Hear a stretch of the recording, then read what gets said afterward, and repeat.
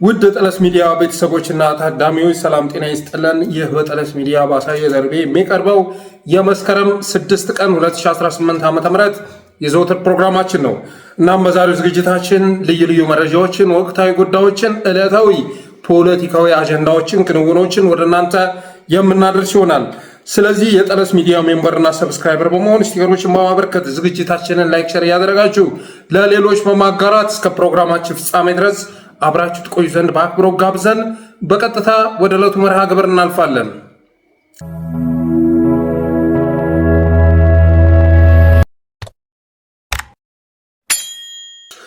የመጀመሪያው ርዕሳችን የኦሮሞ አገዛዝ ወይም ኦህዴዳዊው አገዛዝ የአባይን ግድብ ለመጠቅለል እያደረገ ያለውን ተግባር የሚመለከት ይሆናል።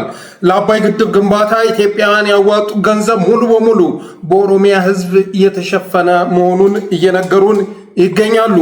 ሰምታችኋል አይደል? የተናገርኩትን ለአባይ ግድብ ግንባታ ኢትዮጵያውያን ያዋጡ ገንዘብ ሙሉ በሙሉ በኦሮሚያ ሕዝብና ክልል መሸፈኑን የሚገልጽ መረጃ እያወጡ ይገኛሉ። እንግዲህ የኦሮሞ አገዛዝ የሆነ ነገር ሊነጥቅ ሲፈልግ የሚከተለው ስልት አለ። መጀመሪያ ለጉዳዩ ያለህን ስሜት ይነጥቀሃል።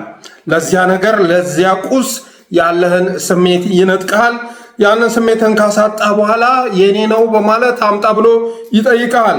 የኔ ቤት ነው፣ የኔ ሀገር ነው፣ የኔ ድል ነው፣ የኔ ግድብ ነው የምትለውን ያንን ስሜት ያጠፋብሃል። የኔ ማለትን እንድታቆም ያደርግሃል መጀመሪያ። ከዛ በኋላ የኔ ነው አምጣ በማለት ይጠይቃል። ለምሳሌ ያህል አዲስ አበባን እንዴት አድርገው እንደነጠቁን እናስታውስ። አዲስ አበባን ተነጥቀናል እንዴ ብላችሁ ልትጠይቁ ትችላላችሁ። በእኔ ግምገማ አዲስ አበባን ተነጥቀናል። ምናልባት ወደፊት ልናስመልስ እንችላለን እንጂ አዲስ አበባ ላይ እንዳንበላ ምናምን የሚባል ነገር አብቅቶለታል። ምክንያቱም መተግበር የሚፈልጉትን ፕሮጀክት ሁሉ መተግበር ችለዋል። የዲሞግራፊ ለውጡ ማሳካት ችለዋል። እና አዲስ አበባ ላይ መጀመሪያ ምን አደረጉ? እነ ጋዜጠኛ ጎበዜ ሲሳይ፣ ጀግናው ጋዜጠኛ ጎበዜ ሲሳይ ያን ጊዜ አዳነች አቤቤን ኦሮሚያ አዲስ አበባን እየወረረ ነው በማለት ሲጠይቅ አዳነች አቤቤ ምን ብላ ነበር የመለሰችው? እስኪ ሰምተን እንመለስ። ኦሮሚያ ክልል አዲስ አበባን ራሱ እየወረረ ነው። እኔ በአካልም በትክክልም ሪፖርት ሰርቼበታል፣ ኢንቨስቲጌት አድርጌያለሁ እዛ ቦታ ላይ። አዲስ አበባና ኦሮሚያ የድንበር ችግር እንዳለበት ዛሬ አዲስ የምንነጋገረው ጉዳይ አይደለም። በለውጡም ውስጥ አንድ ትልቅ አጀንዳ እንደነበረ ሁላችንም እናስታውሳለን። ጠናትና ከህዝቡ ጋር ውይይት አድርገን ድንበርን በደንብ መካለል መቻል አለበት፣ ከሁሉ በላይ ግን ደን መጨፍጨፍ የለበትም የሚለውን የጋራ ኮሚቴ አቋቁመን ከልዩ ዞን ከፍንፍኔ ልዩ ዞን ጋራ አንድ ላይ እየሰራንበት ነው። በአሁኑ ሰዓት መቆሙን ነው የማውቀው። ከዛ ውጪ ኦሮሚያ መጥቶ አዲስ አበባን እየወረረ ነው። አዲስ አበባ እኮ ከ27 ዓመት በፊት ወይም ከ30 ዓመት በፊት 24000 ሄክታር ካሬ ሜትር ናት። እንደው ለመረጃ ብዬ ነው። 24000 ካሬ ሜትር አለ፣ ፕላኑ መረጃ ነው፣ ማየት ይቻላል። ዛሬ 54000 ደርሳለች። 54000 ደርሳለች። ኦሮሚያ ወደዚህ ወደ አዲስ አበባ ወሮ ነው ወደ 54000 ያደገችው። ያው እንደሰማችሁት ነው እንግዲህ እነ አዳነች አቤቤ መጀመሪያ አዲስ አበባን ሊሰለቅጡ ሲያስቡ ያላትን ስፋት ጎመዱት። 24000 ካሬ ሜትር ብቻ ናት። አሁን ላይ ግን ያኔ አዲስ አበባ ስትመሰረት ወይም ደግሞ ከዓመታት በፊት 24000 ካሬ ሜትር ነበረች። ከዛ በኋላ 54000 ካሬ ሜትር ደርሳለች። 54000 ካሬ ሜትር መድረስ የቻለችው ኦሮሚያ ወሯት አይደለም፣ ኦሮሚያ መሬቱን ሰጥቶን ነው በማለት ስትከራከር ነበር። የአዲስ አበባ ከንቲባ ተብላ የተሾመችው አዳነች አቤቤ በዛ ልክ አዲስ አበባን መጀመሪያ በሰዎች ጭንቅላት ውስጥ ያላትን ስፋት እሱን የማሳጣት ስራ ሰሩ። 24000 ካሬ ሜትር ናት አሉ። ከዛ ሸገር የምትባል ከተማ አዋቀሩ። 30 ምናምን ሺህ ካሬ ወሰዱና ሸገር የምትባል የኦሮሚያ ከተማ ከአዲስ አበባ ካለ ቆርጠው ፈጠሩ። እሱ እንድንቀበላቸው አንችልም። ለጊዜው ሸገር እያሉ ኢንጆይ ሊያደርጉ ይችላሉ፣ ታፔላ ሊሰቅሉ ይችላሉ። አማራ ግን ፋኖ እስካለ ድረስ፣ አማራ እስካለ ድረስ፣ ኢትዮጵያውያን እስካሉ ድረስ እንደዚህ አይነትን አፓርታይዳዊ ተግባር ልንቀበል አንችልም። ከዛ ሸገር ከተማን ካዋቀሩ በኋላስ ምን አደረጉ? የኦሮሚያ ክልል ቢሮዎችን ሸገር ላይ አይደለም የሰሩት። 24000 ካሬ ነው ብለው የወሰኗት አዲስ አበባ ውስጥ እየመጡ የኦሮሚያ ቢሮዎችን መስራት ጀመሩ።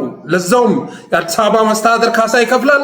ከዛ የኦሮሚያ መስተዳድር ይመጣና አዲስ አበባ አካል ላይ ግዙፍ ህንፃዎችን ይገነባል። አሁን መሀል አዲስ አበባ መጥተህ ብትመለከት ፌዴራል ላይ ካሉ ህንፃዎች በላይ ሰማይ ጠቀስ ህንፃዎችን የምትመለከተው የኦሮሚያ ክልል ነው። የአዲስ አበባ መስተዳድር ካለው ህንፃ የፌዴራል መንግስቱ ካለው ህንፃ ይልቅ የኦሮሚያ ክልል ቢሮዎች ሰማይ ጠቀሶች ናቸው ማለት ይቻላል። በእርግጥ የፌዴራል መንግስት የሚባል አለ ብሎ ማለት አይቻልም። አሁን ላይ ፌዴራል ላይ የተቀመጠው መንግስት ራሱ የክልል ጭንቅላት የያዘ አገዛዝ መሆኑ ይታወቃልና አዲስ አበባን በዚህ መልኩ ነበር የበሉን። ይህንን ማሳየት ያስፈለገኝ አሁንም የአባይ ግድብ ላይ እየተናገሩት ያለውን ጉዳይ በመረጃ ማሳየት ስለፈለግኩ ነው። እሱን የተመለከተም የደረሰኝ ቪዲዮ ስላለ ነው። በሁለተኝነት ያኔ እንግዲህ በኢህአዴግ ዘመን ማለት ነው ህወሓት ስልጣን ላይ ያለ እንዴት እንደተወገደ የምናስታውሰው ነው። በፋኖና በቄሮ በዘርማ ትግል ነው አይደለም ኢህአዴግ የተወገደው። እነዚህ ሶስቱ በተለይ ደግሞ የጉራጌ ዘርማ፣ የአማራ ፋኖ፣ የኦሮሚያ ቄሮ በጋራ ሲያደርጉት በነበረው ህዝባዊ እምቢተኝነት ህወሓት እንደተወገደ የምንዘነጋው አይደለም። ከዛ የስልጣን ሽግግር ከተደረገ በኋላስ ምን አይነት ትርክት ይዘው መጡ? 5000 ቄሮ ገብረን ነው ይህንን ለውጥ ያመጣ ነው ማለት ጀመሩ። ምንም እንኳን እኛ ለውጥ ብለን የማንቀበለው ቢሆንም ለኢትዮጵያውያን ያለው ትርጉም ነውጥ ቢሆንም እነሱ ግን ይህን ለውጥ ያመጣ ነው እነ ጀዋር መሐመድ ሳይቀሩ 5000 ቄሮ ገብረን ነው በማለት ብቻቸውን እንዳመጡት ማቅራራት ጀመሩ። ያኔ ታማኝ በየነ ወደ አገር ቤት መጥቶ ለጀዋር መሐመድ ጥሪ ሲያቀርብ ከወንድሜ ጀዋር ጋር ይህን ለውጥ ለማስቀጠልና ለውጡን ለማሻገር አብሬ መስራት እፈልጋለሁ አለ። ታማኝ ወደ ኢትዮጵያ መጣና ከዛ ጀዋር ምን ብሎ መለሰለት? ኦልሬዲ እኮ ለውጥ ተከስቷል። ለውጥ ተከስቶ እኛ ሌላ ዓለም ውስጥ ነው ያለ ነው። ሁሉን ነገር ማድረግ የምንፈልገውን አንተ የጠየካቸውን ጥያቄዎች በሙሉ ተግባራዊ አድርገናቸዋል በማለት ያኔ ጀዋር ሲጎርር እንደነበር የምንዘነጋው አይደለም። ኤኒዌይስ ግን ያንንም በፋኖ በቄሮ በዘርማ የመጣውን ለውጥ ሲወስዱት መጀመሪያ ስሜቱን በማጥፋት ነበር። ስሜቱን በማጥፋት የብቻቸው አደረጉ። ከዛ ለውጡን ብቻቸው እንዳመጡት ይነግሩን ጀመረ። ከዛስ በሰሜኑ ጦርነት ጊዜ የምታስታውሱት ነው። ያኔ የመጀመሪያው ዙር ላይ እንግዲህ የአማራ ሚኒሻ፣ የአማራ ፋኖ፣ የአማራ ልዩ ኃይል የረገፈበት ውጊያ ነው የተካሄደው፣ መቀሌ የተገባ ጊዜ ማለት ነው። እና ያኔ ያ ጦርነት የሚያመጣው ዳፋ አልገባቸውም ነበር እና አብይ አህመድ እነ ሽመልስ አብዲሳ። በመሆኑም የአማራ ልዩ ኃይልን፣ የአፋር ልዩ ኃይልን እና የአፋር አናብስቶችን አጠቃላይ ብሎም የአማራ ፋኖና ሚኒሻን ዋጋ አስከፍለው መቀሌ ከገቡ በኋላ አብይ አህመድ ፓርላማውን ሰብስቦ ምን እያለ ሲናገር ነበረ? ድሉን ሙጥጥ አድርጎ በመውሰድ ድል ቁርሱ፣ ማሸነፍ ምሱ፣ ቆረጣ ጥብሱ እያለ ጄኔራሎቹን ሲያወድሳቸው ነበር። ያን ውዳሴ ሲሰጥ ለአማራ ልዩ ኃይል የሰጠው ምንም አይነት ሪኮግኒሽን አልነበረም። ለአፋር ልዩ ኃይልና ሚኒሻ የተሰጠ ሪኮግኒሽን አልነበረም እና ድሉን ሙጥጥ አድርገው ለመውሰድ ጥረት ሲያደርጉ አይተናል። ከዛ በኋላ ምዕራባውያን መክሰስ ሲጀምሩ አደጋ እንዳለው ሲረዱ በዚያ ውጊያ ላይ የፈጸሙት ሰብአዊና ቁሳዊ ጥቃት በዓለም አቀፍ ደረጃ መሰነዱን ሲረዱ ሰሜንስ ተመታ ብለው ወደ ጦርነት እንዳልጋበዙን ሁሉ ያንን ጦርነት ምን ብለው ጠሩት? የሰሜኑ ጦርነት ብለው ሲጠሩት አይተናል። ሰሜንስ ተወጋ ብለው ኢትዮጵያውያንም ተሳትፎበታል። በዛ ጦርነት ላይ ያልተሳተፈ አልነበረም። መጀመሪያ አካባቢ ላይ ከሌሎች አካባቢም ልዩ ኃይሎችን አምጥተው አሳትፈዋል። ምክንያቱም ሰሜንስ ተወጋ፣ መከላከያ ተወጋ ተብሎ ነው ጦርነቱ የተለኮሰው። ግን ጣጣ እንዳለው ሲረዱ ኦሮሞ እንዳልተሳተፈ፣ ደቡቡ እንዳልተሳተፈ፣ ምዕራቡ ምስራቁ እንዳልተሳተፈ እና በሰሜኖች መካከል ውጊያ እንደተደረገ ቆጥረው የሰሜኖች ጦርነት የሚል ትርክት ለማዋለድ ጥረት ሲያደርጉ ነበር። የአማራ ልዩ ኃይልና ፋኖን ትጥቅ ለማስፈታት ያቀዱ ጊዜ ማይካድራ ላይ የተጨፈጨፈው አማራ ቢሆንም ማይካድራ ላይ ጭፍጨፋ እንዳደረገ አድርገው ኦህዴዶች በልሳኖቻቸው አማካኝነት ማስተጋባት ጀመሩ። ትግራይ ጄኖሳይድን ተቀብለው አማራ በዛ ጄኖሳይድ ላይ እንደተሳተፈ ቀስቀሳ ማድረግ ጀመሩ። ኢመደበኛ የሚል ሰነድ አዘጋጁ። ከዛ 12000 ፋኖ ልቅምቅም አድርገው ካሰሩ በኋላ ልዩ ኃይል ትጥቅ ማስፈታት ብለው መጡ እና አማራ ክልልን ከወረሩ በኋላ እስካሁን ድረስ መውጣት ሳይችሉ ቀሩ። ልክ እንደዚሁ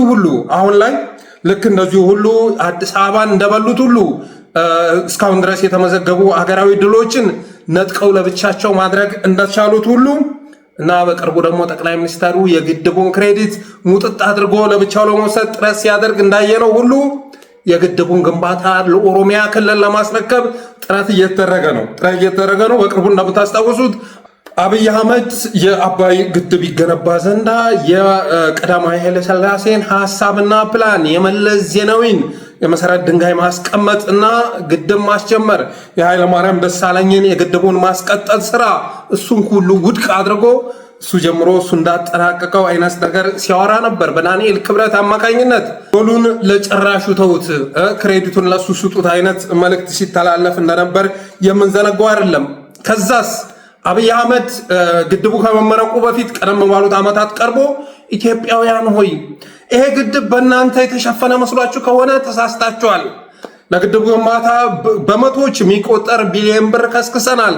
እናንተ ያወጣችሁት ግን የፈለገ ቢደመር ከ12 ቢሊዮን ብር በላይ አይበልጥም በማለት ሲናገር ነበር። ግድቡ የተሰራው በእኛ ነው እያልን ስንኮፈስ የነበረ ቢሆንም ያንን መንፈስ ሲያፈራርስ አይተናል ጠቅላይ ሚኒስትሩ። እናንተ ያደረጋችሁ ድጋፍ ቢደመር ከ12 ቢሊዮን የሚበልጥ አይደለም በማለት ሲናገር ነበር። አሁን ያን 12 ቢሊዮን ደግሞ ያዋጣው ኦሮሚያ ክልል መሆኑን እየነገሩን ነው። እስኪ ወደ ሁለተኛው ቪዲዮ ከመሸጋገራችን በፊት የመጀመሪያውን የጠቅላይ ሚኒስትሩ ቪዲዮ ቀንጨብ አድርገን ሰምተነው እንመለስ። ህዳሴን ከጀመርን ጀምሮ ከዲያስፖራ፣ ከባለ ሀብት፣ ከመምህር፣ ከሰራተኛ፣ ከምናምን ከሁሉ ከአርሶ አደር የሰበሰብነው ማክሲመም 12 ቢሊዮን ብር ነው። እንደሰማው ነው እንግዲህ ጠቅላይ ሚኒስትሩ ለአባይ ግድብ ግንባታ ያወጣው ብር 12 ቢሊዮን ነው ተደማምሮ ከዚህ አያልፍም በማለት ሲነግረን ነበር። ሌላውን የሸፈነው መንግስት ነው ከራሱ ኪስ ከራሱ ጋዝና ወጪ እንዳረገ በመቁጠር መንግስት ማለት ህዝብ መሆኑን ረስቶ 12 ቢሊዮን ያዋጣችሁ ሲል ነበር። በትናንትናው ዕለት ደግሞ ለአባይ ግድብ ግንባታ የኦሮሚያ ክልል ያደረገው ድጋፍ በ14 ዓመት ውስጥ 12.2 ቢሊዮን ብር መሆኑን የኦሮሚያ ክልል የታላቁ ህዳሴ ግድብ ማስተባበሪያ ጽህፈት ቤት ኃላፊ የሆነችው ወይዘሮ ቆንጂት በቀለ ስትናገር ነበር። እስኪ እሷን ተምተናት እንመለስ። ለህዳሴው ግድብ ግንባታ የክልሉ ህዝብና የመንግስት ሰራተኛው ጉልህ አሻራቸውን ማሳረፋቸውን ያስታወሱት በክልሉ የታላቁ የኢትዮጵያ ህዳሴ ግድብ ህዝባዊ ተሳትፎ ማስተባበሪያ ፕሮጀክት ጽህፈት ቤት ዋና ስራ አስፈጻሚ ቆንጂት በቀለ ናቸው። ከተማሪ ጀምሮ ከመንግስት ሰራተኛ፣ ከባለ ሀብት፣ አርሶ አደር፣ የከተማ ነዋሪ በአጠቃላይ ይህንን 14 ዓመት 12 ቢሊዮን ነጥብ 2 ነው የኦሮሚያ ህዝብ ኮንትሪቢዩት ያደረገው ማለት ነው። ሰምታል እንግዲህ ሰምታል። ጠቅላይ ሚኒስትሩ ለግድቡ ግንባታ የተዋጣው 12 ቢሊዮን ብር መሆኑን ነገረ። ከዛ በኋላ የኦሮሚያ ክልል የታላቁ ህዳሴ ግድብ ማስተባበሪያና ህዝብ ተሳትፎ ጽህፈት ቤት ከሱ የመጣችው ወይዘሮ ቆንጂት በቀለ ደግሞ ምናለች? የኦሮሚያ ክልል 12.2 ቢሊዮን ብር ድጋፍ አድርጓላለች። 12.2 ቢሊዮን ብር ህዝብ ድጋፍ አድርጓላለች። ሙጥጥ አድርገው ለአንድ ክልል ሰጡት ማለት ነው። ጠቅላይ ሚኒስትሩ እንደ ኢትዮጵያ ተሰባስቧል በማለት የነገረንን የብር መጠን ለታላቁ የአባይ ግድብ ግንባታ ኢትዮጵያውያን አዋጥተዋል በማለት የነገረንን የብር መጠን ወይዘሮ ቆንጂት በቀለ ደግሞ ኦሮሚያ ክልል ነው ይሄንን የሸፈነው እያለችን ነው። መጀመሪያ በእኛ ነው የተሰራ የሚለውን ስሜት ለመንጠቅ ጥረት አደረገ ጠቅላይ ሚኒስትሩ። በእኛ ነው የተሰራው ሙሉ በሙሉ በእኛ ወጪ የተሸፈነ ነው የሚለውን ስሜትን ለመንጠቅ ጥረት አደረገ። ከዛ ወይዘሮ ቆንጂት መጣችና ደግሞ አዲስ ትርክት ለማዋለድ ጥረት እያደረገች ነው። ይሄ እንግዲህ በመረጃ ላይ ተመስርታ ነው ሴትየዋ ይህን ሪፖርት ልታቀርብ የምትችለው ወይ ደግሞ የቃራ አቋም ተይዞበት ነው። ምክንያቱም የታላቁ የአባይ ግድብ ማስተባበሪያ ጽህፈት ቤት ኃላፊ ነች ወይዘሮ ቆንጂት በቀለ ወይም ደግሞ አመራር ነች እዛ ውስጥ። ስለዚህ መጀመሪያ በጋራ ለግድቡ ያደረከውን አስተዋጽኦ አብይ አቃሎ 12 ቢሊዮን አደረሰው። ከዛ በኋላ ደግሞ 12 ቢሊዮኑን እኛንን ከበር ያደረግነው ማለት ጀምረዋል። ይህንን ነገር እንደ ቀልድ መታየት የለበትም። እኔ ነው የተሰራው የሚል ስሜትህን ነጥቀው እኛንን የሰራ ነው እያሉ ስለሆነ በዚህ ጉዳይ ላይ ግልጽ የሆነ መረጃ ሊሰጥ ይገባል። ለኢትዮጵያውያን በዚህ ጉዳይ ላይ ግልጽ የሆነ መረጃ ሊሰጥ ይገባል። ለግድቡ ግንባታ ስንት ብር ወጣ? ጠቅላይ ሚኒስትሩ የሚቀላምደውን እርሱትና ለግድቡ ግንባታ ኢትዮጵያውያን ቦንድ ገዝተው በመዋጮ በምን የሸፈኑት ምን ያህል ነው የሚለው እሱ በግልጽ መነገር አለበት። ከዛ ደግሞ የክልሎች ድርሻ ስንት ነው? እንግዲህ 20 ቢሊዮንም ሆነ 30 ቢሊዮንም ሆነ 40 ቢሊዮንም ሆነ የክልሎች ድርሻ ስንት ነው? ያንን ማወቅ ስንችል የአማራ ክልል ቁጥር አንድ ሆኖ እንደሚመዘገብ ጥርጥር የለውም። በኢትዮጵያዊነት ስም በአማራነት ስም በከፍተኛ ሁኔታ ለዛ ግድብ ግንባታ መዋጮ ሲያደርግ የነበረው የአማራ ህዝብ መሆኑን ቅንጣት ታክል አልጠራጠርም። በኦሮሚያ ክልል የሚኖረው አማራ፣ በደቡብ ክልል የሚኖረው፣ በአዲስ አበባ የሚኖረው፣ በክልሉ የሚኖረው አማራ ሲደማመር ቁጥር አንድ ለአባይ ግድብ ግንባታ ያዋጣው አማራ መሆኑ ጥርጥር አይኖረውም እና ለግድቡ ግንባታ ስንት ብር ወጣ? የኢትዮጵያውያንስ ድርሻ ስንት ብር ነበር? ክልሎች ስንት አዋጡ? የሚለው መረጃ በግልጽ መውጣት አለበት። ከዛስ ግድቡ ከተገነባ በኋላ ስንት ሜጋዋት ማመንጨት ቻለ? ግድቡ የሚያመነጨው ስንት ሜጋዋት ነው? ከዛስ ከሚመነጨው ኤነርጂ የክልሎች ድርሻ ምን ያህል ነው የሚለውን ነገር መረጃ ልንጠይቅ ይገባል። የክልሎች ድርሻ ምን ያህል ነው? ምክንያቱም አሁን ላይ ኦህዴዳዊ አገዛዝ ፋብሪካዎችን እየገነባ ያለው በኦሮሚያ ክልል ነው። የማዳበሪያ ፋብሪካን ጨምሮ በርካታ ግዙፍ የሆኑ ማዳበሪያዎች እየተገነቡ ያሉት በኦሮሚያ ክልል ነው። ስለዚህ ፋብሪካ ያለውን የክልል ስለሆነ ሙጥጥ አርጌ ሁሉንም ኤነርጂ ለክልሌ ከሽያጭ የተረፈውን ማለት ነው ለአንድ ክልል እመድባለሁ ሊል ይችላል። ያንን እንደሚያደርግ ጥርጥር የለውም። ስለዚህ አማራ ክልል ስንት ደረሰው? ደቡብ ስንት ደረሰው? ሌሎች ክልሎች ስንት ደረሳቸው የሚለው በመረጃ መቅረብ መቻል አለበት። በተረፈ ይህን ነገር እንደዋዛ እንዳታዩት። ጠቅላይ ሚኒስትሩ 12 ቢሊዮን ብር እንዳዋጣን ከነገረን በኋላ በኦሮሚያ ክልል የታላቁ የአባይ ግድብ ማስተባበሪያ ጽሕፈት ቤት በኩል ደግሞ ይህንን ብር ያዋጣ ነው እኛ ነን እያሉን ነው። ኦሮሚያ ክልል ላይ የሸፈነው የሚል ተረክት ለመገንባት ጥረት እያደረጉ ስለሆነ ግልጽ የሆነ መረጃ ልንጠይቅበት ይገባል።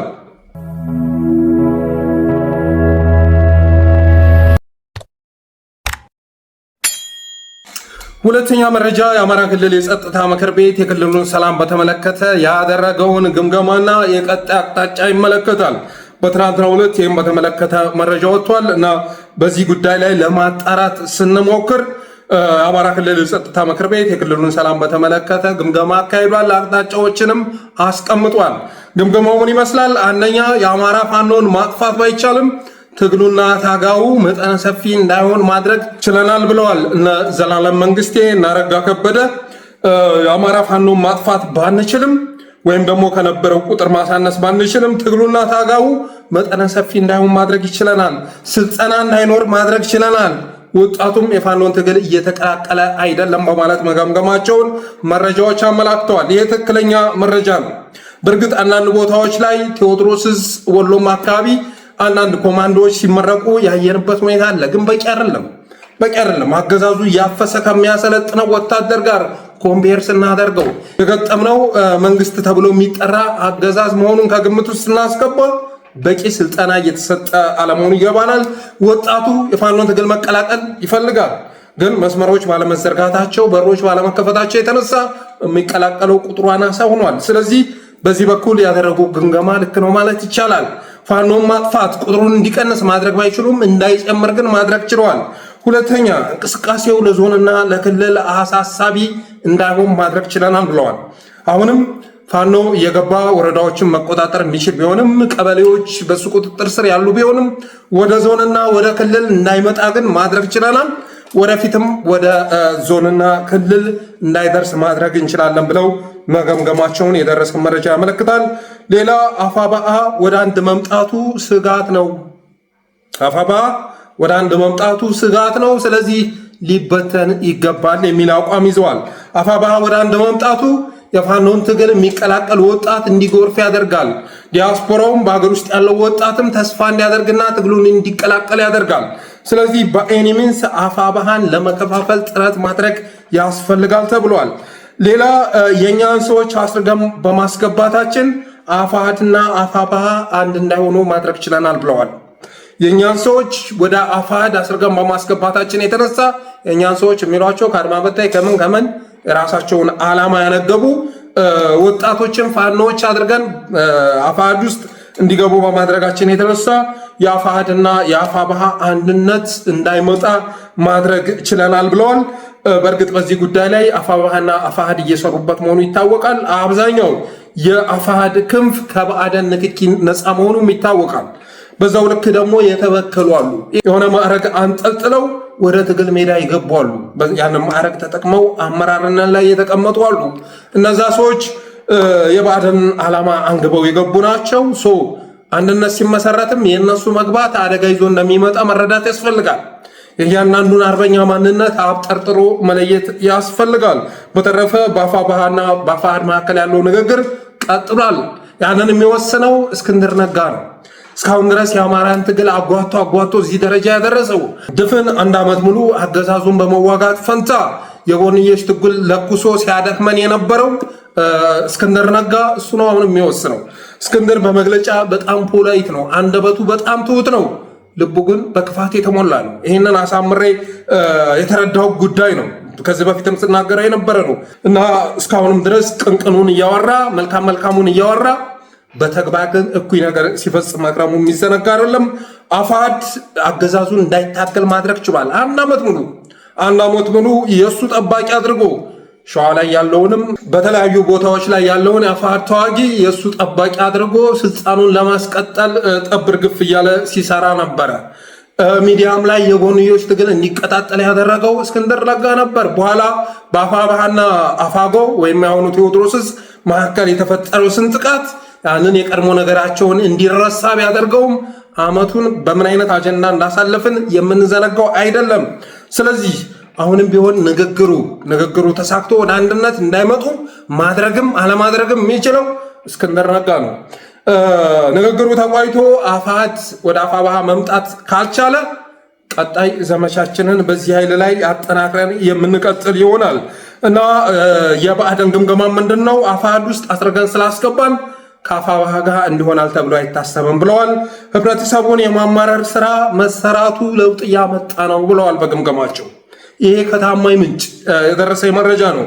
ህብረተሰቡን የማማረር ስራ በተለያዩ ቦታዎች ላይ ህብረተሰቡን የማገት ታዋቂ ሰዎችን የማገት እና ተሽከርካሪዎችን የማቃጠል ንብረት የማውደም ስራ እየተሰራ ነው። ስለዚህ የማድረጋችን ፋኖን ህብረተሰቡ እንዲያወግዝ እያደረገው ነው።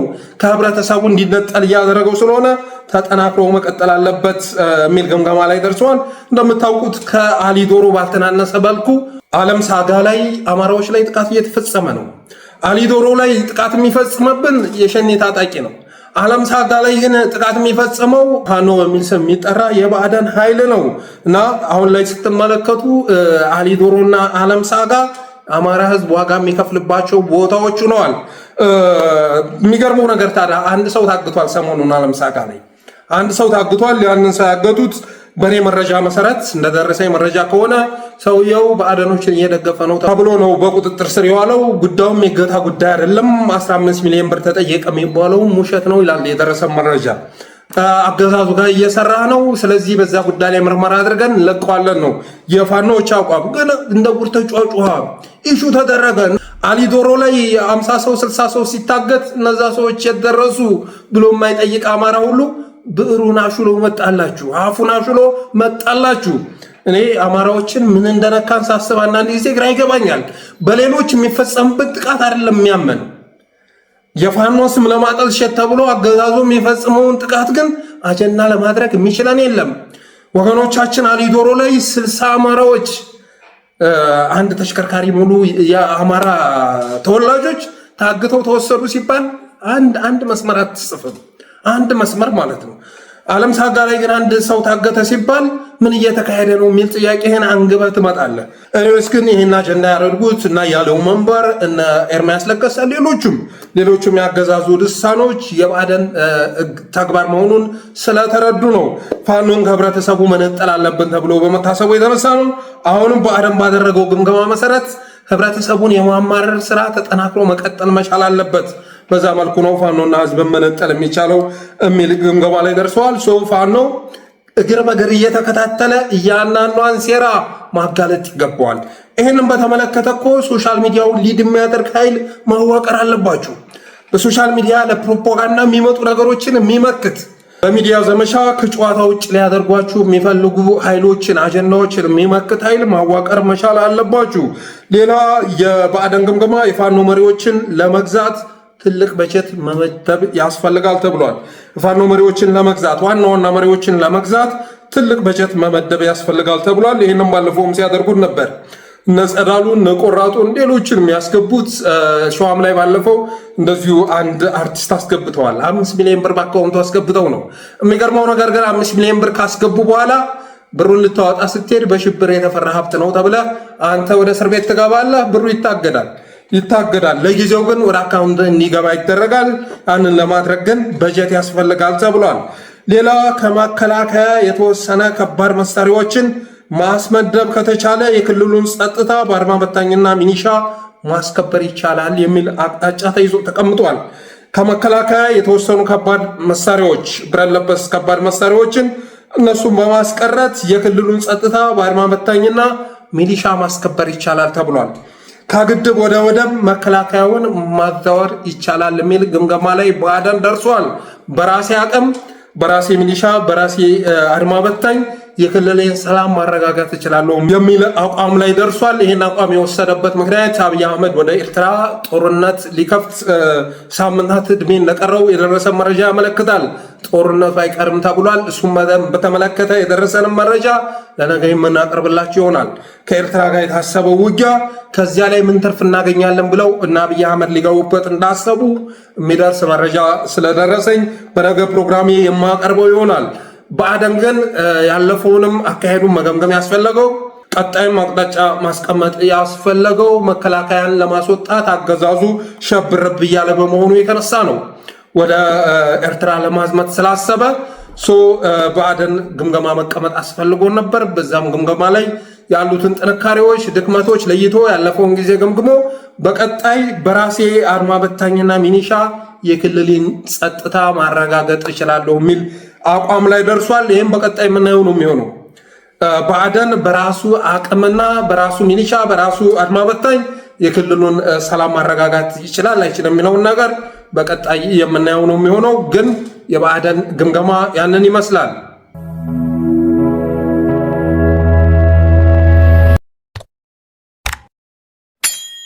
ቀጣዩ ርዕሳችን የግንባር መረጃዎችን ይመለከታል። የአማራ ፋኖ ብሔራዊ ኃይል አጼ ምኒልክ እዝ በድል ማንበሻበሹን የደረሰ መረጃ ያመለክታል። በትናንትናው ዕለት ወደ ወልዲያ ዘልቀው መግባት ችለው ነበረ። አጼዎቹ ለመጀመሪያ ጊዜ ወደ ዞን ከተማ በትናንትናው ዕለት ሌሊት ላይ 5:30 አካባቢ መግባት ችለው ነበር። እኛም በወቅቱ ሲከሰት የነበረውን ነገር ስንገልጽ ነበር። ትናንትና ወልዲያ በከባድ መሳሪያ ሌሊት ላይ ማለት ነው ስትታመስ ነው ያመሸችው ማለት ይቻላል። በዛም ዘመቻ ላይ አፋባሃ አጼ ምኒልክ ዕዝ ማድረግ የሚፈልገውን ኦፕሬሽን አካሂዶ መውጣቱን የደረሰ መረጃ ያመለክታል። ሰልፉ እንዳይካሄድ አንዱ ዓላማ ሰልፉ እንዳይካሄድ የድጋፍ ሰልፍ ተጠርቶ ነበር። በወልዲያ ህዝብ ሲያሰቃዩ ነበር የብልጽግና አመራሮች። እሱም ማስተካከል ነበር። ያንን ህልሙን ማሳካት ችሏል። ሌላው ደግሞ ከብልጽግና ጋር ይሰራሉ ብሎ የሚያስባቸውን ኢላማዎች ለይቶ ነበር የገባው። እነሱንም ይዞ መውጣቱን የደረሰ መረጃ ያመለክታል። አጠቃላይ ግን የሰሜን ወሎ ካቢኔ ትናንት ሌሊት ሲሮጥ ነው ያደረው። ሲሮጥ ከተማውን ጥሎ ወደ ደሴ ሲፈረጥጥ ነው ያደረው። ለመጀመሪያ ጊዜም ከወራት በኋላ ከመንፈቅ በኋላ ወልዲያ ከተማ ተገንብታለች። ሌላው ደግሞ በዛሬው ዕለት መስከረም 6 ቀን 2018 ጠዋት ላይ ማለት ነው ባለሽርጡ ክፍለ ጦር 3ኛ ሻለቃ ድሬ ሮቃ አካባቢ ጃሪ ወታደራዊ ማሰልጠኛ ጣቢያ ላይ የደፈጣ ጥቃት ፈጽሞ ከፍተኛ ጉዳት ማድረሱን የደረሰ መረጃ ያመለክታል። በዚህ ዘመቻ ላይ ከ60 በላይ ያገዛዙ ተላላኪዎችን፣ አድማ በታኞችን፣ ሚኒሾችን መማረኩንና ከመቶዎች በላይ ማካተሙን እነዚሁ መረጃዎች አመላክተዋል። ከመቶ በላይ ክላሽም ገቢ ማድረጋቸው ተሰምተዋል። ይህም በደረሰ እዙ ያወጣው መረጃ እንደሚከተለው ይላል። ባለሽርጡ ክፍለ ጦር ሰሜን ወሎ ዞን ጃራ ማሰልጠኛ ካምፕን ሙሉ ለሙሉ በመቆጣጠር አሰልጣኞችን ጨምሮ በመቶዎች የሚቆጠር አድማ በታኝና ሚሊሾችን መከላከያዎችን በመደምሰስ ታላቅ ድል ተጎናጸፈ ይላል። አፋባ ምስራቅ አማራ ቀጠና ምኒልክ ዕዝ ምስራቅ አማራ ኮን አንድ ባለሽርጡ ክፍለ ጦር በሰሜን ወሎ ዞን ሀብሮ ወረዳ 024 ቀበሌ ልዩ ቦታው ጃራ ካምፕ እየተባለ የሚጠራውን አሁን ላይ በፋሽስቱ ብልጽግና ወታደራዊ ማሰልጠኛ ካምፕ የሆነ ከበባ ውስጥ በማስገባትና ሙሉ ለሙሉ በመቆጣጠር በርካታ የብልጽግና ሚሊሻዎችን አድማ በታኝ እንዲሁም መከላከያ አባላትን በማካተም በማቁሰልና በመማረክ ታላቅ ድል ተጎናጽፏል ይላል።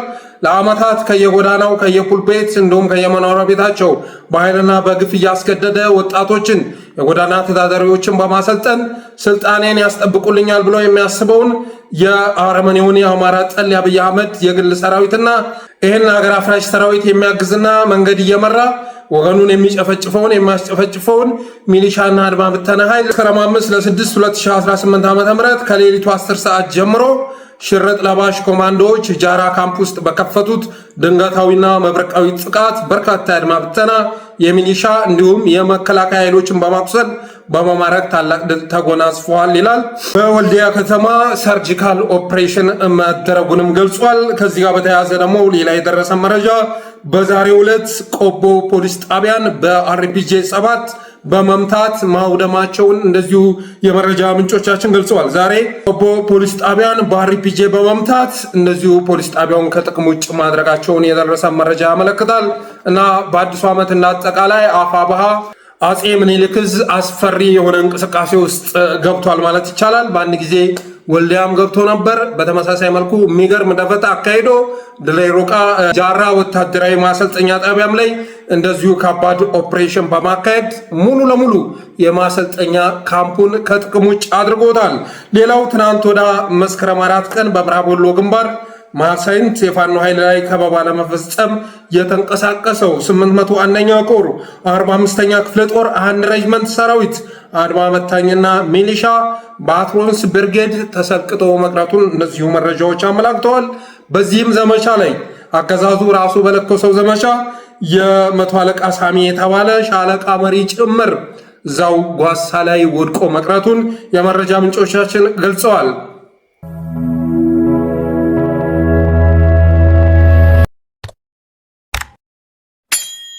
ወደ ቀጣዩ አጫጭር መረጃዎች ስሸጋገር ወሳኝ መረጃዎች ደርሰውኛል። አንዱ እንደዚህ ይላል።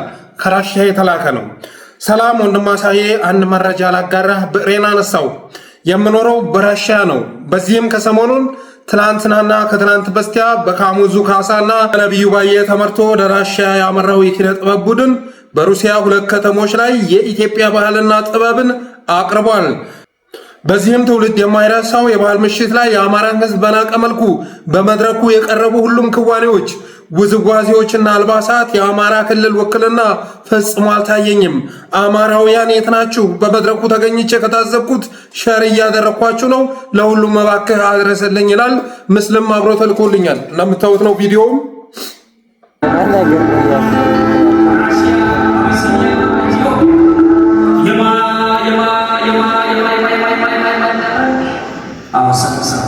እንደምታዩት ነው። እንግዲህ ይህንን ባህል እኛ ኢትዮጵያውያኖች ራሱ አናውቀውም። ከበሮ ይሁን ምን ይሁን የሚያሳዩት ምን እንደሚዘምሩ ይህንን ኢትዮጵያውያን ያውቃሉ ብዬ አላስብም። አሁን ላይ ኦህዴዳዊ አገዛዝ የራሱን ኪራግራፊ የራሱን ባህላዊ ውዝዋዜ የራሱን ከአማራዎች እየቆረጀ እያሻሻለ አልባሳቱንም እየቀየረ የራሱ ለማድረግ ጥረት እያደረገ ይገኛል። ስለዚህ በራሽያም ላይ ያቀረበው ራሱ የፈጠረውን መሆን መቻል አለበት እና በነ ነቢዩ ባየና በነ ካሙዙ ካሳ የሚመራው ቡድን 50 ሚሊዮን ብር ተመድቦለት ወደ ራሽያ ከሄደ በኋላ የአማራዎችን ባህል ያላካተተ በኢትዮጵያውያን ዘንድ በሰፊው የሚታወቀውን የሰሜኑን ባህል ያላካተተ ውዝዋዜ እና የሙዚቃ ድግስ እንደውም እና አጠቃላይ ባህላዊ ምሽት ማካሄዱ ተሰምቷል። ይሄ ጉዳይ ቀላል ርዕስ አይደለም። እነዚህ ሰዎች የባህል አብዮት እያካሄዱ ነው። የኢኮኖሚ አብዮት፣ የፖለቲካ አብዮት፣ በተለያዩ ነገር የሃይማኖት አብዮት እያካሄዱ ያለበት ሁኔታ ነው ያለው። ስለዚህ በባህልም ስንመለከት ባለፈው የምስራቅ አፍሪካ የባህል ፌስቲቫል ነበረ። እዛ ላይ እንደ አጠቃላይ የቦረና የኦሮሞ አልባሳት፣ የኦሮሞ ውዝዋዜ፣ የኦሮሞ ፈኖሮሞ ዘፈኖች ነበረ ሲቀርብ ነበር። አማርኛ ተገሎ ነበር። በወቅቱም አንድም በተመለከተ ፕሮግራም ሰርቼ ነበር። ዛሬ ደግሞ በራሽያ ካሙዙ ካሳ የተባለ አደርባይ የማዕድን መሬት የተሰጠው ጥቅመኛ ከአጎብዳጁ ነቢዩ ባየ ጋር በመመሳጠር የአማራን ባህል ያላካተተ የባህል ምሽት ኪን ኢትዮጵያ በሚል ስያሜ በራሽያ አቅርበዋል። በነገራችን ላይ ይህ ወቅት ሲያልፍ እነ ነቢዩ ባየ፣ እነ ካሙዙ፣ እነ ሰርጸ፣ እነ አስቴ ደንደሾ እና የመሳሰሉት ኃይሎች ነዋይ ደበበን ጭምር ነዋይ ደበበ አሁን በሰፊው እየተቀላቀለ ይገኛል። እንደውም ካሙዙ ጋር የሆነ ክሊፕ ሁሉ ሰርቶ አይቻሉ። ጅማ መጫወት ጀምሯል። አገዛዙ ሰዎች ጋር መልከስከስ ጀምሯል። ይሄ በእድሜ የማይማር ሁሌ አገዛዙ ጋር ሄዶ ይወሸቃል፣ ከዛ ይቅርታ ይጠይቃል። ከዚህ በፊት ነዋይ ደበበ ትልቅ ፋር ሰርቶ ታማኝ በየነ ላይ ቀርቦ ይቅርታ መጠየቁ የሚዘነጋ አይደለም። አሁን እስከ አንገቱ ድረስ ተዘፍቆበታል። አገዛዙ የሚጠራው ስብሰባ ላይ መነጽሩን ገርግዶ የሚገኘው እሱ ነው። እነሱ ድግስ ላይ እየተገኘ ለአገዛዙ መስፈኑን አጠናክሮ ቀጥሏል። በተረፈ ግን ራሽያ ላይ የተከሰተው ይሄን ይመስላል። ትልቅ ርዕስ ልናደርገው ይገባል። በውጭ ሀገር ላይ የሌላቸውን ባህል ከአማራ ኮርጀው ጥረቱን ቀይረው ራሳቸው በማድረግ አልበስበስቱን ውዝዋዜውንም በተወሰነ መልኩ በማሻሻል ለማስተዋወቅ ጥረት እያደረጉ ነው።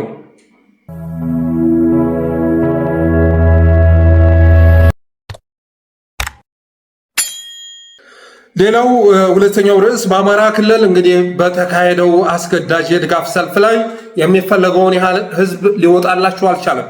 ብዙ ቅስቀሳ የተደረገ ቢሆንም የሚፈለገውን ያህል ህዝብ ሳይወጣ ቀርቷል። ዛሬ በጎንደር መንገድ ላይ ሰው ይከተከት ነበር፣ በሰደፍ ይመታ ነበር፣ በዱላ ሲመቱ ነበረ። መንገድ ላይ ያገኙትን እዚያ ጋር ሰልፍ እየተካሄደ ያለ እዚህ ምን ትሰራለህ እያሉ ሲደበድቡ ነበር። ሱቆችን አዘግተዋል። ትምህርት ቤቶች ተዘግተዋል። የመንግስት መስሪያ ቤቶች እንዲዘጉ ተደርገዋል። ትምህርት ቤት እንግዲህ ትናንት ተከፈተ ተብሎ ነበር። ዛሬ ግን መምህራኖች ትምህርት ቤት ግቢ ውስጥ እንዳይገኙና ተማሪዎችን ይዘው እንዲወጡ ተብሎ ነበር። ግን የተገኘላቸው ቁጥር አናሳ ሆኗል። የሚገርመው ነገር የተላለፈው መልእክት ነው። ብአዴን በጠራው የኦህዴድ የድጋፍ ሰልፍ ላይ ብአዴን እየጠራ ያለው በነገራችን ላይ ለኦህዴድ የድጋፍ ሰልፍ ነው።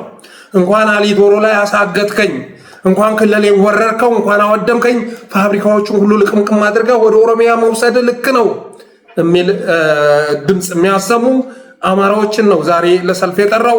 የአባይን ግድብ ግንባታ ክሬዲቱን ሙጥጥ አድርጎ ለጠቅላይ ሚኒስትሩ ለመስጠት ታቅዶ ነው የሰልፍ የተጠራው። በመሆኑም ሰልፉ ላይ የሚገኙ ታዳሚዎች ከአረንጓዴ ቢጫ ቀይ ባንዲራ ባለፈ የኢንጂነር ስመኘው በቀለን ፎቶ እና የመለስ ዜናዊ ፎቶ ይዞ መውጣት አይቻልም የሚል ትዕዛዝ ማስተላለፉን ሰምተናል።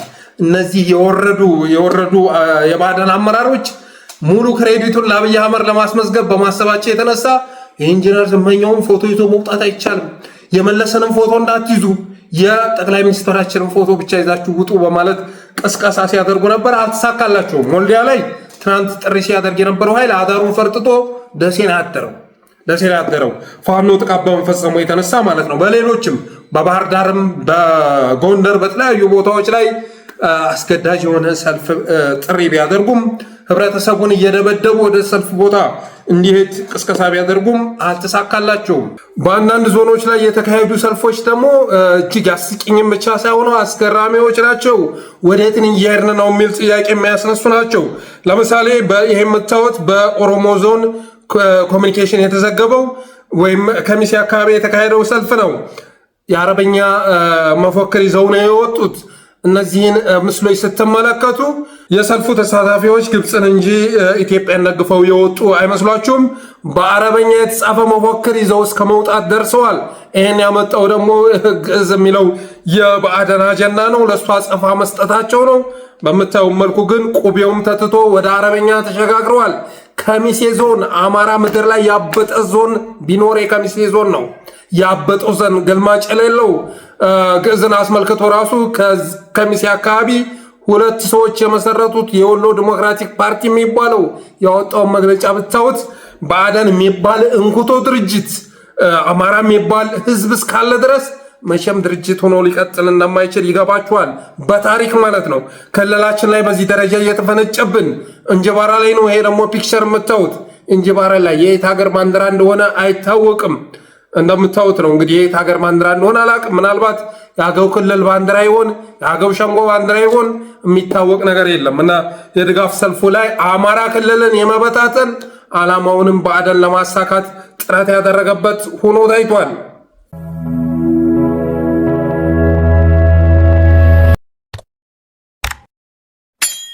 ሌላኛው መረጃችን መከላከያ በመስከረም 4 ቀን 2018 ዓ.ም በሰሜን ሜጫ ወረዳ አማሪት ቀበሌ ያደረሰውን ጉዳት ይመለከታል።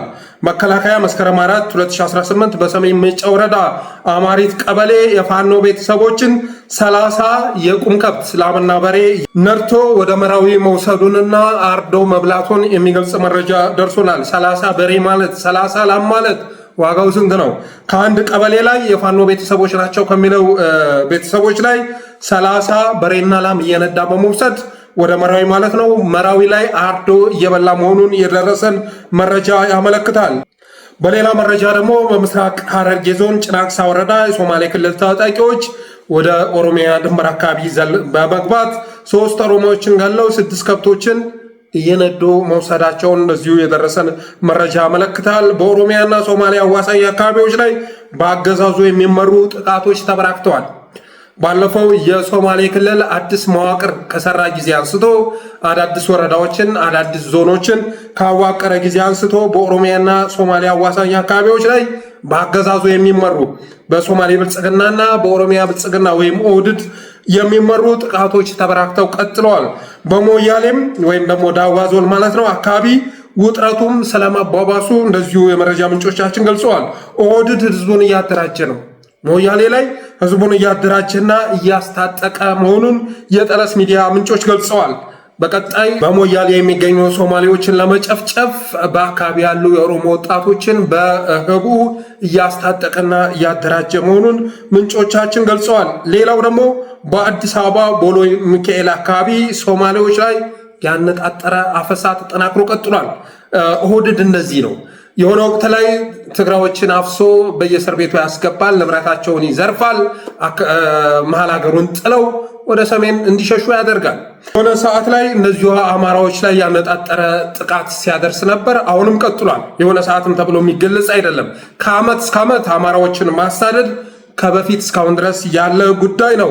በአንድ ወቅት ደግሞ በኃይለማርያም ደሳለኝ ጊዜ ወደ አዲስ አበባ መጥተው ጫማ ሲጠርጉ የነበሩ ወላይታዎችን እያፈሰ ግማሹን ወደ እስር ቤት ግማሹን ወደ ወታደራዊ ማሰልጠኛ ጣቢያ ሲያስገባ ነበር። አሁን ተራው የማን ሆኗል? የሶማሌዎቹ ናል። አሁን ላይ ተራው የሶማሌዎቹ ነው። በአዲስ አበባ ቦሌ ሚካኤል አካባቢ ሶማሌዎች ላይ ያነጣጠረ አፈሳ እየተካሄደ መሆኑን የመረጃ ምንጮቻችን ገልጸዋል። ለአጠቃላይ በሶማሌ ክልልና በኦሮሚያ ክልል መካከል ያለው ፍጥጫና ጠብ እየተካረረ መጥቷል። በቅርቡም ወደ ጦርነት መግባታቸው የሚቀር አይመስልም። አርብቶ አደሩ እያመፀ ነው። ለምሳሌ ያህል የአፋር ወጣት ነቅሎ ወደ ኤርትራ በመግባት የሃጂ ኢብራሂምን የትጥቅ ድርጅት እየተቀላቀለ መሆኑን እንደዚሁ መረጃ ምንጮቻችን ገልጸዋል። በተመሳሳይ መልኩ ኦብነግም ወደ ትጥቅ ትግል መግባቱን ገልጾ ነበረ። የትጥቅ ትግል መጀመሩን ገልጾ ነበር። በሰላማዊ ትግል ሲንቀሳቀሱ የነበሩት ደግሞ እየታሰሩ ይገኛሉ። በዚህም የተነሳ ኦብነግን የሚቀላቀሉ የሶማሌ ወጣቶችም ቁጥራቸው እየተበራከተ መጥቷል። ይህም ሁኔታ ኦህዴድን ቀጣይ ዓመት ላይ በዚህ ዓመት ማለት ነው በ2018 አጣብቂኝ ውስጥ እንደሚከተውና በአማጽያን መካከል ትብብር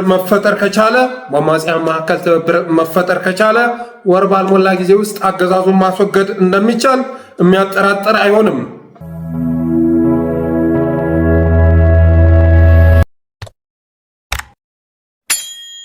ሌላኛው መረጃችን ብርሃኑ ነጋ ያሳፈናትን እህታችንን የሚመለከት ነው።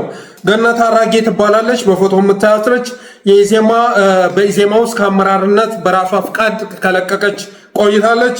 ብዙም ሳትቆይ ግን ታፍና ከተወሰደች ይኸው 8 ወር አካባቢ ሆናት። ሴት ልጅ ናት። በየትኛውም እስር ቤት ቤተሰቦቿ አስፈልገዋት አልተገኘችም። አንዳርጋቸው እንደነገረን ብርሃኑ ነጋ ከቤተሰቦቿ ጋር ቤተኛ ሆኖ በግ እየታረደ ውስኪ ተከፍቶ እንደ አንድ ኢትዮጵያዊ መሪ ይጋበዝ ነበር። ይሁንና ታፈነ ተብሎ ሲነገረው አንድ መስመር መግለጫ አላወጣም ይላል። ገነት አራጌ መታፈኗና ልክ እንደ ከበደ ጫኔ ሁሉ መሰወሯ ሲነገር ኢዜማ አንድ እንኳን መግለጫ ማውጣት አልደፈረም። አንድ መስመር አልጻፈም። ለዚህ ምክንያቱ ደግሞ እህታችንን ያሳገቷት በህይወትም ከሌለች የገደሏት እነ ብርሃኑ ነጋና ግርማ ሰይፉ በመሆናቸው የተነሳ ነው። ስለዚህ ሴት ልጅ ነች። እንዴት ለቤተሰቦቿ ያለችበት ሁኔታ ሳይገለጽ 8 ወር እንዴት ትታሰራለች? ስለዚህ ወገኖች በአጠቃላይ ድምፅ ልንሆናት ይገባል። በተረፈ አብራችሁ ስለቆያችሁ አመሰግናለሁ። የጠለስ ሚዲያን ዝግጅት ላይክ፣ ሼር እያደረጋችሁ ለሌሎች አጋሩ፣ ሰብስክራይብ አድርጉ፣ ሜምበር ሁኑ በማለት የዛሬ ዝግጅቴን እቋጫለሁ። አመሰግናለሁ።